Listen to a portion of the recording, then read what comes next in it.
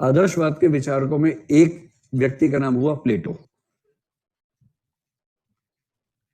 तो प्लेटो की पुस्तकों में जो पुस्तक सबसे ज्यादा प्रसिद्ध हुई उसका नाम है रिपब्लिक।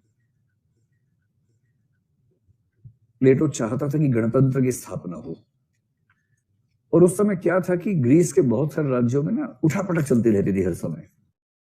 वो उठापटक ना हो, देखिए सारे डेवलपमेंट की शर्त है कि कानून व्यवस्था ठीक से बनी हो। अगर कानून व्यवस्था ठीक नहीं है तो डेवलपमेंट किसी भी तरह का हो ही नहीं पाएगा। इसलिए कई दार्शनिकों को चिंता रहती है कि कानून व्यवस्था ठीक रहनी चाहिए, राज्य इतना मजबूत कम से कम जरूर हो कि वो चीजों को मैनेज कर ले और दार्शनिकों को दार्शनिक होने की छूट मिल सके, फ्री होकर सोच सके, इतनी तो उनको सुविधा चाहिए ना कम से कम। इसलिए प्लेटो ने, ये सब लोग बेसिकली फिलोसफर्स हैं, इनको राज्य में बहुत दिमाग नहीं लगाते हैं, लेकिन राज्य भी सरकार भी उनके चिंतन का एक पक्ष होता है। और प्लेटो का मानना था कि एक अच्छा शासन तब होता है जब कोई शासक फिलोसफर किंग होता है, दार्शनिक राजा की धारणा। राजा तो दार्शनिक होना चाहिए, राजा तो दार्शनिक को होना चाहिए। क्यों दार्शनिक को होना चाहिए? तो उसने कहा कि शासन ठीक से चले। दार्शनिक में क्या खास बात है? दार्शनिक व्यक्ति सांसारिक सुख भोग से बहुत ऊपर उठ चुका होता है, उसको सांसारिक आकर्षण परेशान नहीं करते, मतलब पैसे की इच्छा, बाकी इच्छाएं, उसको उन सब का छोटापन, उन सब की क्षुद्रता समझ में आ चुकी होती है। क्योंकि दार्शनिक स्वार्थी नहीं, ऐसा नहीं कि स्वार्थी नहीं होता, उसे स्वार्थ का स्तर बहुत ऊंचा होता है, उससे वो छोटी चीजें आकर्षित नहीं करती जिनके आकर्षण में समाज का लगभग अधिकांश हिस्सा उलझा रहता है। एक व्यक्ति ने बड़ा सुंदर वाक्य बोला है, आप इस पर गौर करें कि इसका अर्थ आप समझ पा रहे हैं। संत वह नहीं है जो संसार से हार मान लेता है, संत वह है जो अगर संसार में आ जाएगा तो सबको हरा देगा, पर उसको पहले से पता है कि इस रेस में दौड़ना ही बेवकूफी है। सच्चे संत की बात हो रही है, झांसाराम जी की बात नहीं हो रही है। सच्चा संत, सच्चा संत वो होता है, वो संसार से भागता नहीं, उसको संसार से दिक्कत नहीं कि मैं संसार में जाऊंगा, नौकरी करूंगा, व्यापार करूंगा, चल पाऊंगा या नहीं चल पाऊंगा, ये सब मामला नहीं है। अगर वो पूरे मनोयोग से उतर गया तो किसी का भी बैंड बजा देगा, पर उससे पहले से पता है कि इसमें पंख में कीचड़ में उतरने का फायदा ही क्या है। एक कथन एक मोटिवेशनल थिंकर ने बड़ा अच्छा यूज किया है, the best thing about the rat race is that even if you win you are still a rat. कई लोग यूज करते हैं इसको। चूहों की दौड़ में सबसे रोचक बात यह है कि यदि आप इसमें जीत जाते हैं तो भी आप चूहे ही रह जाते हैं। चूहों की दौड़ जीत के आप क्या साबित करेंगे? मैं सबसे फास्ट चूहा हूं, आई एम द फास्टेस्ट चूहा। इसके अलावा क्या साबित कर लिया? रहे तो चूहे ही। और जिसने चूहों की दौड़ को देखा और खुद बाहर निकल गया कि चूहे दौड़ रहे हैं, मैं देख रहा हूं, कोई चूहा कहेगा तुम हार गए, तुम आए ही नहीं, खैर मैं क्यों आऊं? जो इस लेवल का व्यक्ति है ना, वो है सच्चा संत। फिलोसफर किंग उस लेवल का व्यक्ति है, उससे वो वासनाएं प्रभावित नहीं करते जिन वासनाओं के लोग जान दिए रहते हैं। पैसा कमा ले, ये कर ले, वो कर ले, सत्ता कमा ले, ये सब उसको परेशान नहीं करता, प्रभावित नहीं करता है। ऐसे बहुत सारे आईएएस हैं जिनको लाल बत्ती प्रभावित नहीं करती है।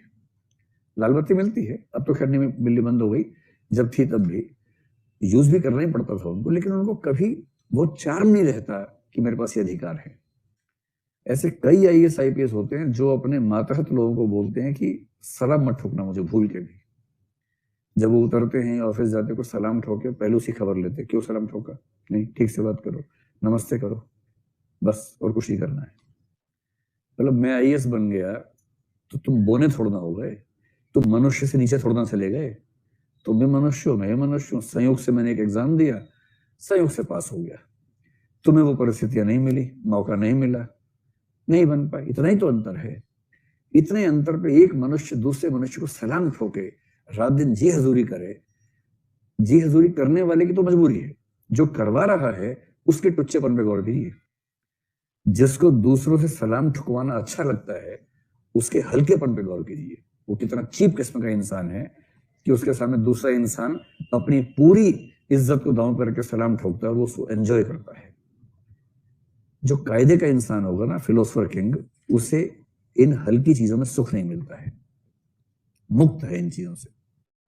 और जो इन चीजों से मुक्त होगा वो करप्ट क्यों होगा, लालची क्यों होगा, वो अपने निजी हित के लिए देश का नुकसान क्यों करेगा। और इसलिए प्लेटो ने कहा, प्लेटो को हम विस्तार में पढ़ेंगे आगे चलकर, प्लेटो ने कहा कि 3 तरह के लोग हैं, एक साहसी लोग हैं, एक व्यापारी लोग हैं, एक ऐसे लोग हैं जो ज्ञानी लोग हैं। ज्ञानी में से एक व्यक्ति राजा बन जाएगा तो बेहतर रहेगा, क्योंकि फिलोसफर व्यक्ति को बहुत असर नहीं पड़ता है। दूसरा, जो फिलोसफर व्यक्ति है उसमें न्याय का सद्गुण होता है। और प्लेटो ने कहा कि जो एक सद्गुण सबसे महान है वो न्याय है, जस्टिस है। जस्टिस व्यक्ति में भी होना चाहिए, राज्य में भी होना चाहिए। तो राजा यदि जस्टिस करने की स्थिति में है तो वो राज्य अच्छा ही चलेगा। इसलिए फिलोसफर किंग होना बहुत जरूरी है। उसने कहा 3 तरह के लोग हैं, कुछ साहसी हैं, योद्धा किस्म के लोग हैं, कुछ व्यापारी हैं जो लालची किस्म के लोग हैं। यदि आपने किसी व्यापारी व्यक्ति को राजा बना दिया तो वो देश को बेच खाएगा, अपने स्वार्थ के लिए देश को बेच देगा। और यदि आपने किसी योद्धा व्यक्ति को राजा बना दिया तो वो अपने हार्मोन्स को कंट्रोल ना करने की वजह से युद्ध में झोंक देगा देश को। तो एक बेच खाएगा, एक युद्ध में झोंक देगा। और ऐसा राजा क्यों चाहिए जो अपने स्वभाव को कंट्रोल ना करने की वजह से अपने देश को बेच दे या अपने देश को युद्ध में झोंक दे। इसलिए कहते हैं आप जितने ऊंचे पद पर हैं उतना शांत होना सीख जाइए। चंद्रमा को मस्तक पे धारण कर लेना चाहिए एकदम। जितने ऊंचे पद पे हो उतना झुक के रहो। आपको लोग बहुत गालियां देंगे, बहुत बुरा मानेंगे, नाराज होंगे। ऊंचा होने का एक ही मतलब है, हर किसी की नाराजगी को बहुत प्रेम से सहन करने की ताकत। अगर आप तुनक मिजाज होंगे तो किसी ऊंचे पद पर चल नहीं पाएंगे, कुछ ही दिनों में टैं बोल जाएंगे, कुछ दिनों के अंदर। विनम्रता बहुत जरूरी है और वो वही कर सकता है तो फिलोसफर लेवल का आदमी, जिसको छोटी मोटी बातें प्रभावित नहीं करती हैं, उनसे वो तटस्थ रह के जीवन जीता है।